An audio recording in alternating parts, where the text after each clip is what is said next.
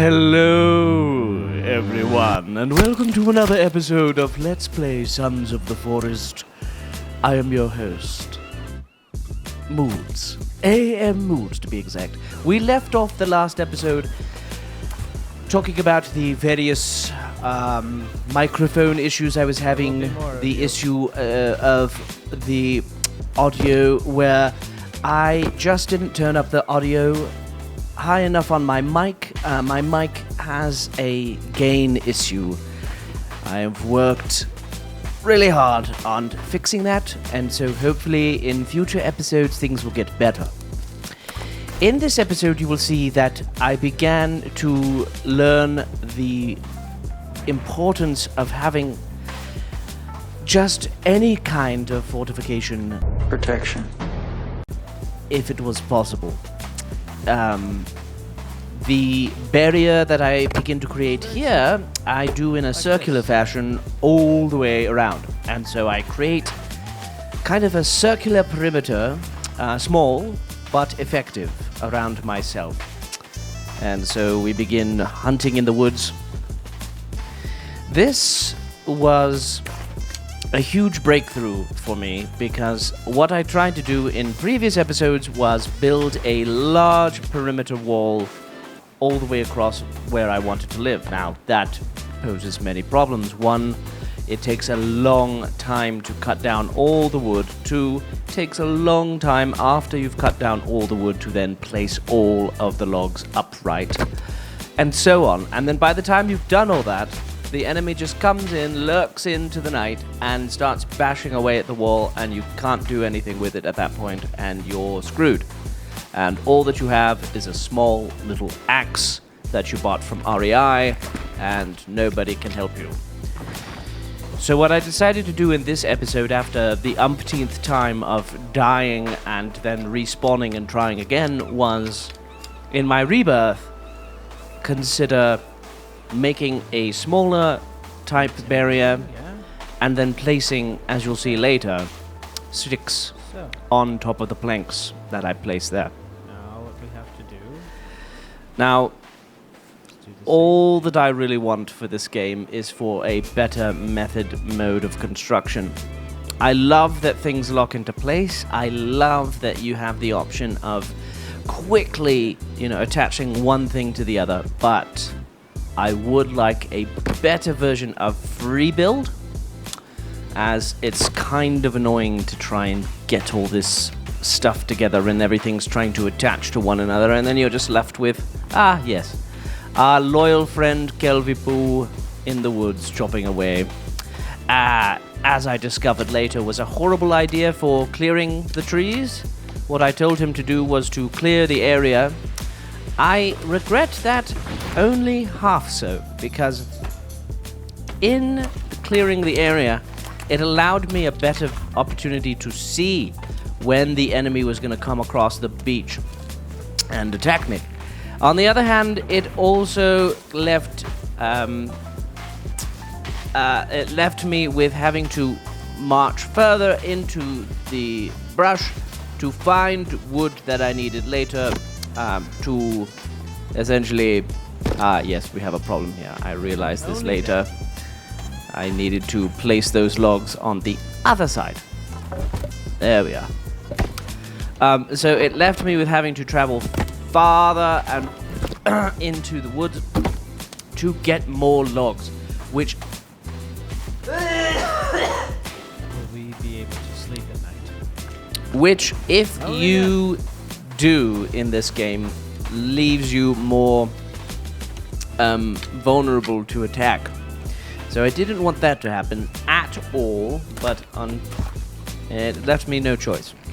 And it would have been nice to just have available wood there at the cost of not being able to see the enemies as quickly as I would have liked.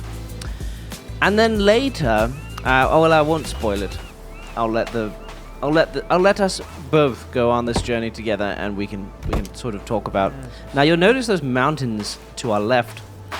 It really irks me that I wasn't able to get a mountain build and figure that out properly, because I would have loved to have a snowy cabin. I don't know why. I just think that the aesthetic of having a snowy cabin with lights and snow falling down all around you is really pleasant, and it would have made for a much nicer time, I think. I don't know, maybe not. But then again, I wouldn't have had the access to the free water.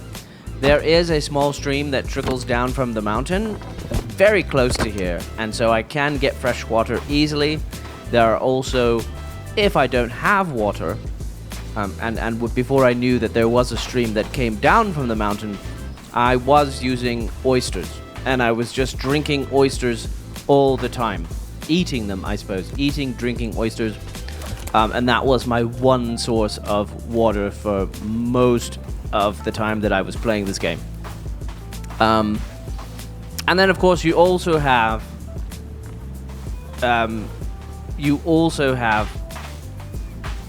what are they called? Turtles. Dear God, I'm having a stroke. They're called turtles, and they live on beaches. And if you kill them...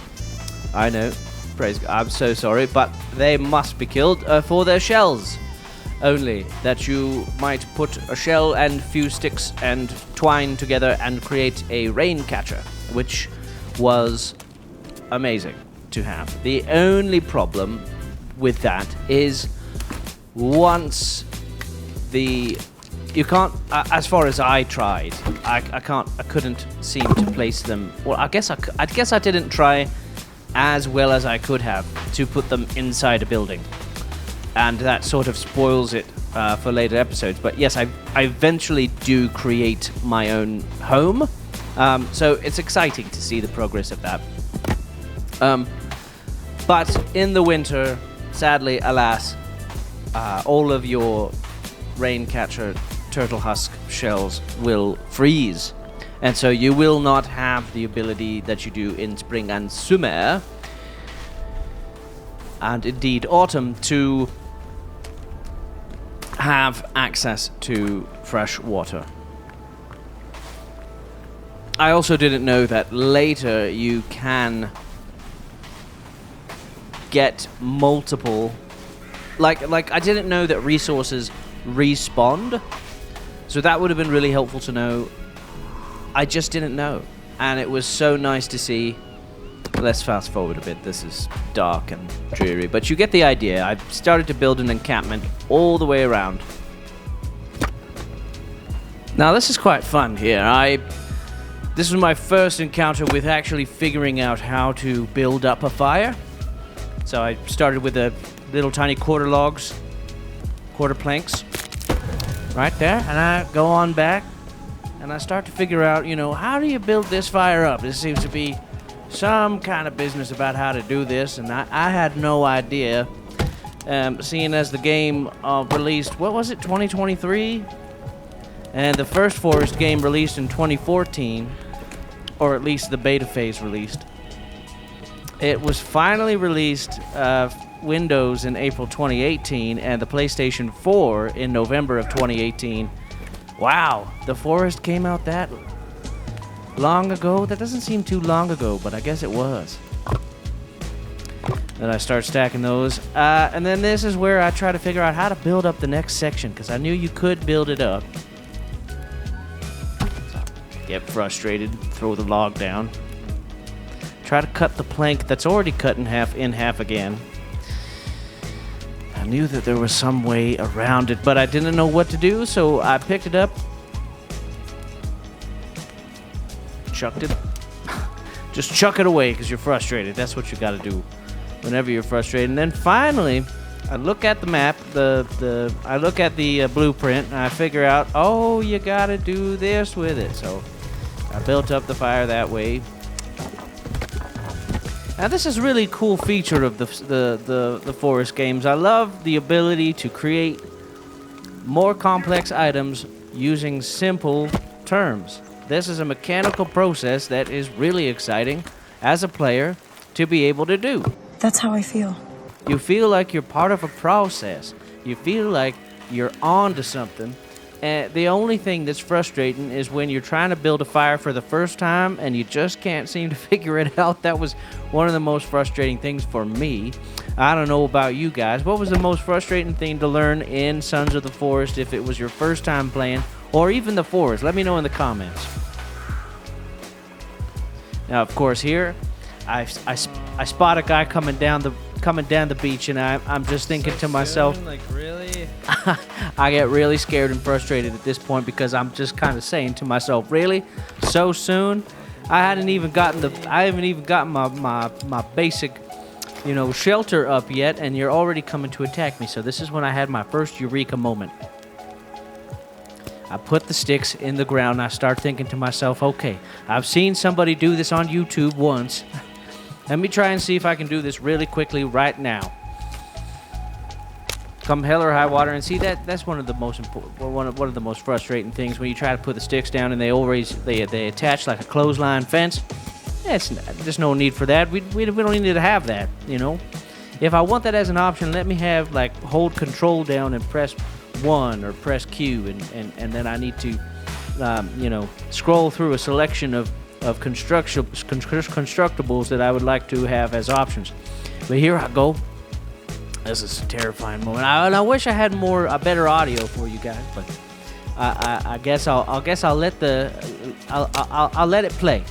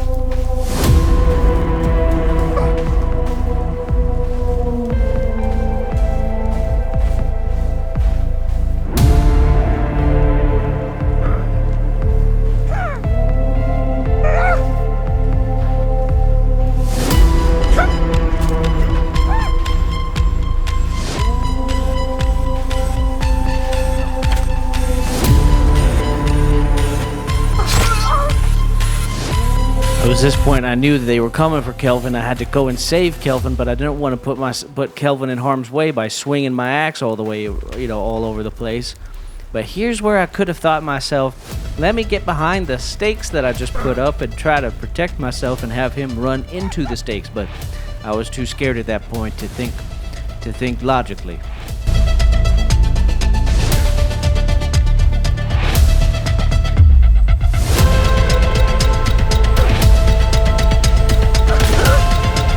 That's a cheesy win. That's such a cheesy win.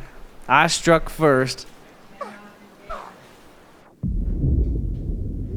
Now, one of the nice things about having this, I played in hard mode. I think there's a harder mode that I could have played in, but if I had done that, I think you only get one life. You don't get a successive try. I just can't engage them. I don't. This is one of the nice things about this playthrough, was I was able to pace myself a couple of nights. I think it's a couple of nights before you can actually... The most excruciating game of my life, dude. There was a pause for a minute there because I didn't think that I was going to survive that. It's just crazy.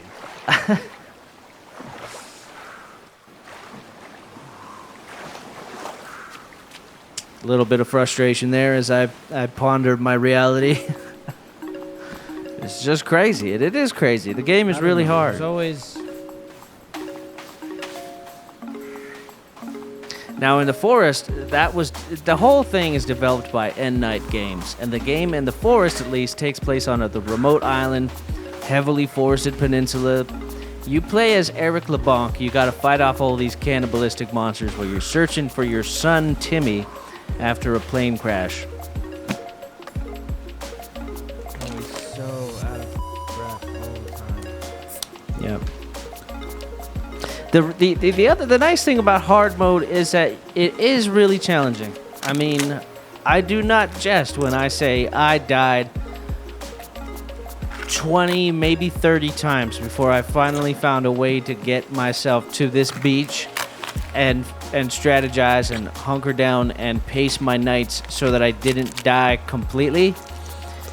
And I was playing hard, so I had to restart every time. The harder mode of survival, you have to eat constantly, drink constantly. Your levels of food and drink go down so quickly. I would just be eating and drinking the whole entire game, and that just wouldn't have been fun either. And you can see here, this is my daily dose of raw oysters. I wasn't joking. This was my only source of water for a long, long time. And it's not a bad source of water either. Maybe 4, 5, 6 oysters, and you have a full hydration bar. I'm not sure what to do with the watches just yet, but at this point, I started, the morning after, I was able to walk back up to my base, start putting some planks down, and this is when I started putting up those sticks, gathered up those stones, started putting those into place, which is excruciatingly annoying because oftentimes you don't get the placement points for those stones. There was also a conversation I was having with myself where I was thinking, you know what, man, you just got to put up some basic sticks on the ground. Like, if you spend this whole time worrying about making this little tiny section of the thing look aesthetically pleasing, you're going to waste your life away. You're not going to be able to do anything else. And so this is when I started putting those sticks down. And at this point, I just wanted to fast forward for you guys because honestly, this is all I did. For the most part, this episode is just me, just putting down sticks, just putting down stones so that I can survive. And this is when the tide starts to turn. The worm turns and I'm able to survive and build up the rest of the clearing in that circular perimeter for myself. And that's when things start to change for the better.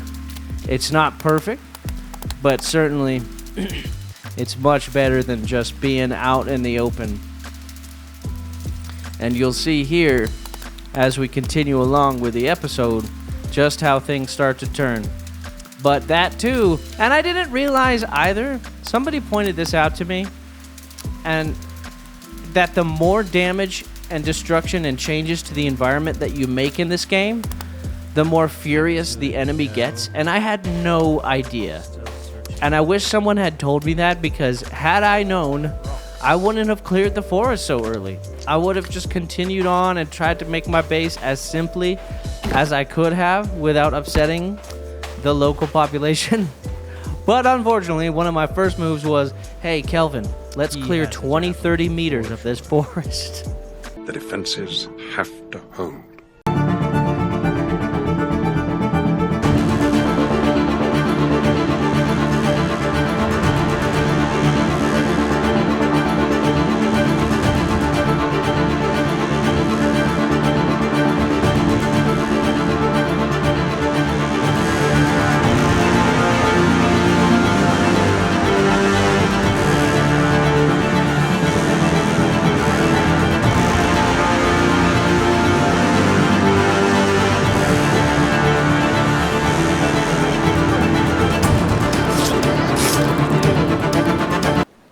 You.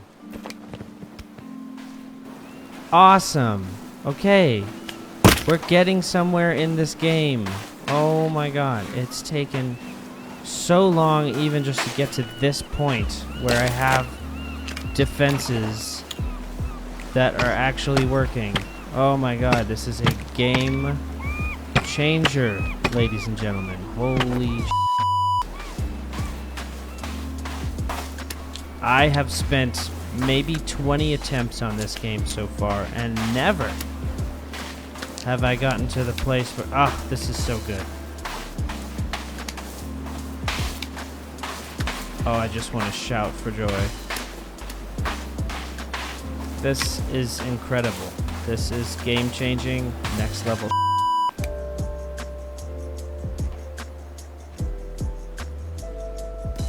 This means maybe we can actually get done what we need to get. This is so good. I have to So, be really as you careful can about where I see, put these. it was at this point that things started to change for me. We had a base built, or starting to get built, and it gave us the opportunity to begin the construction of a brand new wall, which we'll see in the next episode of Let's Play Sons of the Forest. Thank you so much, guys. Take it easy. And as always, catch you on the flip side.